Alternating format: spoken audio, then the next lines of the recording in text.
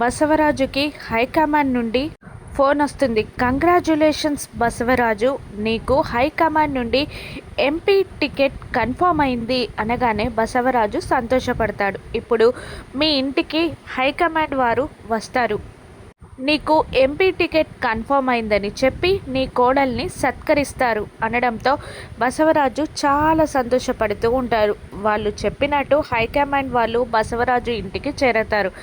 ఇక బసవరాజు తులసిని, ఇదిగోండి నా కోడలు తులసి అని వాళ్ళందరికీ పరిచయం చేయగా, తులసి నమస్కారం సార్ అంటూ అందరికీ వినయంగా నమస్కారం చేస్తుంది. ఇక అందులో ఒక రాజకీయవేత్త ఇలా అంటూ ఉంటాడు, అమ్మా నీ ధైర్య సాహసాలు తెగువ మీ మహిళా జాతినే కాకుండా దేశమంతా గర్వపడేలా చేసింది అని అంటూ పొగిడేస్తూ ఉంటాడు ఆ పెద్ద మనిషి.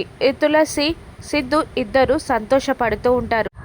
బసవరాజు వచ్చిన హైకమాండ్తో నెక్స్ట్ ప్రోగ్రామ్ ఏంటి సార్ అని అంటూ ఉండగా, చెప్తాను అని అతను అంటూ ఉండగా, నాకు ఎంపీ టికెట్ కన్ఫర్మ్ చేయడానికే వచ్చారు మీరు అని మనసులో బసవరాజు అనుకుంటూ ఉండగా, బసవరాజు అంచనాలని తలకిందులు చేస్తూ ఆ హైకమాండ్కి చెందిన వ్యక్తి ఇలా అంటూ ఉంటాడు, ఈ సంవత్సరం మన పార్టీ నుండి ఈ రాష్ట్రంలో అసెంబ్లీ ఎన్నికల్లో ఎమ్మెల్యేగా పోటీ చేయబోతుంది ఎవరో కాదు, మీ ఇంటి కోడలు శ్రీమతి తులసి అని అనగానే బసవరాజు షాక్ అవుతాడు. తులసి, సిద్ధు, లక్ష్మి, శ్రీనివాస్ అందరూ సంతోషపడుతూ ఉండగా బసవరాజు అమ్మ కూడా షాక్ అవుతుంది.